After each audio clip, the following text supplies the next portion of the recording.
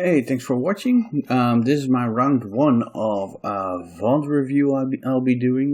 This is me playing with Blue-White Spirits. I played this league yesterday, but I think it was interesting enough to get a video out about this. And this league in particular had a couple of very interesting matches. Either going well or going bad, but there were some interesting points in this. I faced some interesting decks, so I just wanted to share this with you fine folks. As you can see, so this is a recording. I'll just be playing the video of my gameplay, and I'll be pausing and talking over it as we go. As you can see, I was on the play in this first game, and I was facing JPA 93. Which is basically one of the better NTGO players and known for crushing people with sneak and show. So let's see how this goes. Yes, I would like to play first, and we have our opening hand here. We mulliganed the first one because it didn't really have any interesting... we had way too many lands, as you can see, 5 lands, Days and Brazen Borrower. This is just an easy mulligan for me.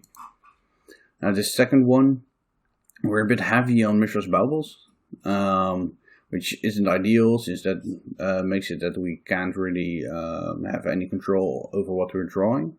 But I expect our opponent to be on an unfair deck, so I think having a hand with Brazen Borrower, Spell Pierce and Force of Will, just 2 fresh cards in addition to the 2 lands we already have, which is good enough. It's a shame that our lands aren't fetch lands, so we can't really use the Baubles to scry. But I'm gonna keep this in my hand anyway, one of the Baubles, in the hope to hit that card. So here we hit the hit a Clarion Spirit, which allows us to get some pressure going. But what we did see is our opponent started on Underground Sea, so they're likely not Sneak and Show, or not straight up Sneak and Show. But they are on a Thoughtseize deck, so I still expect them to be on combo. Up to this point. And this is where the Lightning Bolt are Clarion Spirit. So at this point I'm like, okay, maybe some control-ish deck, but most likely now I'm on putting them on Grixis Delva. We draw another land here. We attack with a 1/1 Spirit we got off of our Bauble, and just try to start pressuring them. Here I don't expect the Brazen Borer, the bounce part of Brazen Borer to be too good, so just try to put pressure on them. Sadly I ran into their Days, but I think that's fine. The Brazen Borer wasn't too much for us. We see 2 Baubles and the Source Explosives there, not really what I'm looking for. I'm still sort of suspicious that they're on an unfair deck, and Baubles are just not good cards to randomly draw when you don't have any interaction with them other than just having them be a slow cantrip. So I shuffle those away and I get in with my Spirit. They decide to fetch end of turn, getting rid of the cards they brainstorm to the top, and wander, so they're looking for cards.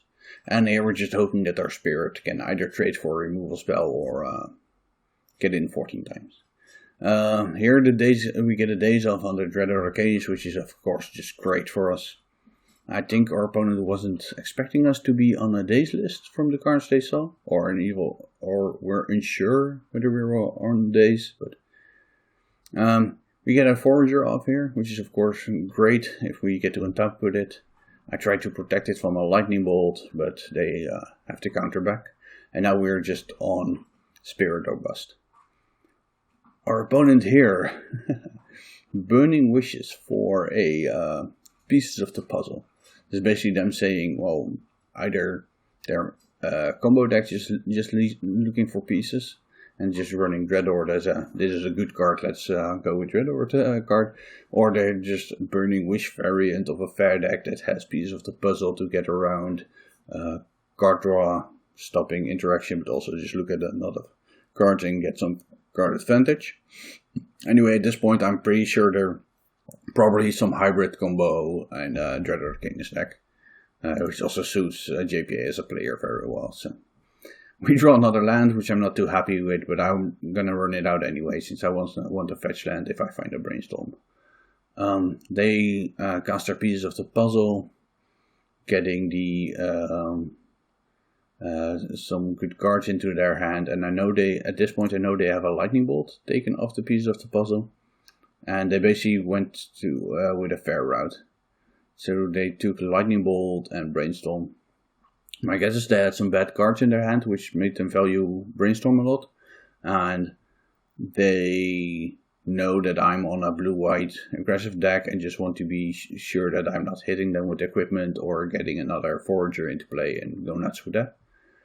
So what I decide to do, since I know they have the lightning bolt, is just keep my Ethereal Forager around in my hand, since I think it's the best creature I have left in my deck at this point. So I want to try and either protect it with the Force of Negation, or draw some other counters or creatures that can act as a lightning rod for the lightning bolt. Now I top deck a Force of Negation, which means that I can play the Ethereal Forager this turn, but also have Force of Negation up. I attack with the spirits here. They go to 8. They still have quite some time to interact with it. And here I decide that I still want to wait on the Forager. I'm pretty sure that they're, I know at this point that they're playing an Omniscience deck, and they haven't seen a show and tell yet, as far as I can tell, but I think it's just not worth to blow my Force of Negation on the Lightning Bolt I know they have, while I can also just try to have them interact with the Spirit first. They're at 8, they still have a lot of time, but the more they fetch and they do, the more likely it is that they have to answer the Spirit at some point. And because these have flying, it's actually very hard for them to put a blocker in the way. Like something like a Dreadhorde Arcanist just doesn't block it. Here they get a piece of the puzzle back to try and get further ahead on cards. And here they find a show and tell, Thoughtseize, Omniscience, so they can go for a combo if they want. They put the show and tell, Omniscience, and Float Strength in their graveyard, so they're still on the fair plan. They're still convinced that the fair plan is what's is most likely to win them the game. So they ponder here. They Thoughtseize away my Ethereal Forager, which is a bit of a shame. I was hoping to play that around the Lightning Bolt I know they have. But now they cast a Thoughtseize, which of course gets rid of it. And that plan kind of got foiled. I thought I was being very smart, keeping it around to try and play around the Bolt. But now it got hit with Thoughtseize. I felt kind of gotten by that. So here I'm just trying to get as much damage in with the Spirit as I can. They get a Dreadhorde Arcanist down here, and I actually think this might have been a mistake of mine. They have mana up to hardcast something like Force of Negation. I could have hardcasted Force of Will on Dreadhorde Arcanist, and then if that didn't work, Swords of Plowshares it in my turn. The way I'm doing it now, if they counter my Swords of Plowshares, I'm actually out of luck since I don't have any other removal, and then I can't hardcast my Force of Will. I didn't know whether they had Daze or Spell Pierce or whatever in their hand. The reason I didn't Force of Will there is because they could have those cards and it would punch me very hard. But I think this was too big of a risk to take, and I should just have tried to Force of Will it, and if they interact with that, I just Swords of Plowshares their Dreadhorde Arcanist. So now I let them resolve this. It works. I draw a Brainstorm, which is great. I'm just going to keep that in my hand because I have to Force of Will up. And at this point, they're on 3, and they know they're going to have to interact with my Spirit at some point. So they decide to Lightning Bolt here. I think this is a good point for them to do this, since if they take my attack this turn, they go to 2, which means that they either can't fetch anymore or can't Force of Will anymore. They can't do both. And so if they want to keep access to having fetches that they can use, especially with something like the Mystic Sanctuary if they have multiple, and they want to be able to Force of Will, they want to stay above 2 life, since that else it would prevent them from doing both. So I think it makes sense what they do here, which is of course very good for me if I can find another threat. And that's exactly what happens here. I top deck a Clarion Spirit and can use my Brainstorm that I was sandbagging to trigger it. I keep the Force of Will and blue card in my hand because I don't want to lose to them having the show and tell combo that they clearly had access to in their deck. They're looking at some cards to try and get this lethal off the board.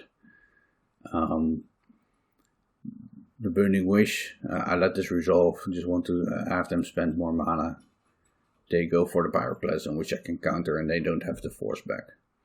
So I didn't like what I did with the Dreaded Arcanist. Otherwise, I quite like my gameplay. I think maybe the Interior Forager was kept in land a bit long around their Lightning Bolts, because they do have Thoughtseizes in their deck. But I really wanted to try and get some way to get their Lightning Bolt out before I developed my most important threat. So that kind of backfired, but I think it was good enough. Then game 2, I get access to the Blue Elemental Blast, which both work against Dreaded Arcanist and their wishes, and I get access to Lavinia, which is good against the show and tell part of their deck. Sadly, I have to mulligan twice because I didn't find any blue lands, so there wasn't really a decision there. You can't keep hands that don't have blue lands, so we go down to 5 here. Keeping the blue land, the cantrips, and Soul's Plowshares just to have some insulation against an early Dreaded Arcanist. And here we're just gonna start using our mana, firing off the Ponders. Here we see a Delver and a Hullbreacher, which actually both very good cards against them, but the Delver is good, but I'm so far away from doing other stuff that I really want to hit lands, and decide to shuffle the Delver away, because I didn't really want the other 2 lands. They brainstorm End of Turn, which is, well, them just wanted to use their mana. Here they get the Dreaded Arcanist down, which is of course very scary for me. There's a consideration here to try and ponder into another land, another white land that is, to develop a mana and remove the Dreaded Arcanist, but I think the risk is just too big. If they start attacking with Dreaded Arcanist because I miss on lands here, I'm just out of this game, so I decided I can't do that and just have to Soul's Plowshares their Dreaded Arcanist. Doing it in their upkeep to be able to use my own Force for Negation, basically I'm double Force of Will up. This works, they reveal, they pitch Omniscience to their combo, and now they have the Poseidon. So basically I'm very soft to their Unfair Plan at this point. Luckily I ponder, I once again don't find any lands, but I do find a Lavinia which can interact with the Omniscience plan pretty well. So I have to forgo putting pressure on with the Delver here, because, well, I had to find something that does something more powerful, like my Wasteland or Lavinia, to interact with their Poseidon show and tell plan. So I keep this despite still missing lands, and just hope that I can get there with the Lavinia against their show and tell. Now here they Burning Wish first, which gets them a piece of the puzzle. So this is good for me. This gives me some more time to put pressure on with the Delver.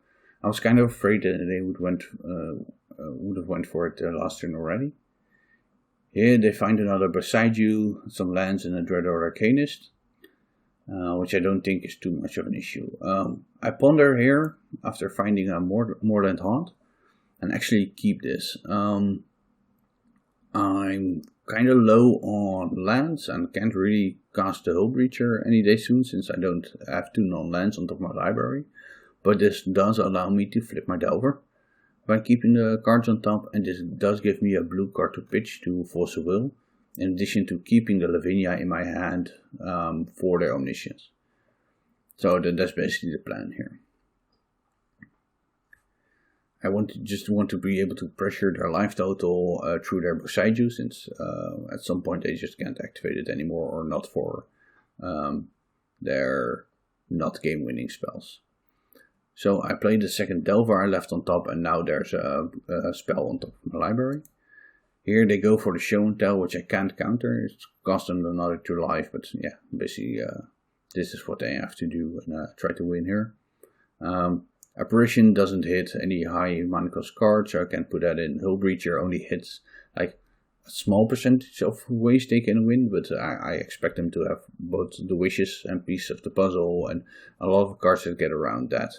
So I'm not going for the whole breacher here. I'm just putting in the Lavinia and hope they don't have Emrakul in their hand. That just perfectly goes through Lavinia.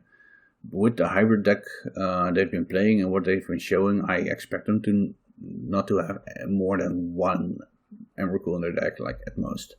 So I felt pretty safe with Lavinia there. Now both my Delvers flip. I attack them down to 2, which means that they can't activate their Boseiju anymore. I get a Daze into my hand and more blue cards and just have to try and counter whatever they try to do this turn. There's a consideration here to counter their Brainstorm if they do have Emrakul in their deck, or even multiple. And that's basically one of the only ways I lose. But I can also lose by countering their Brainstorm, and then they have like a Burning Wish in their hand or something like that. Which I think is more likely than, like I said, I think they don't have more than like one Emrakul tops. So I don't want to, I think I can risk that and just try to interact with whatever big payoff they have. Here they go for the Lightning Bolt on the Lavinia to start casting free spells after it's off the board. I force a will that they can't counter back at this point since they are on 1 life and win the game.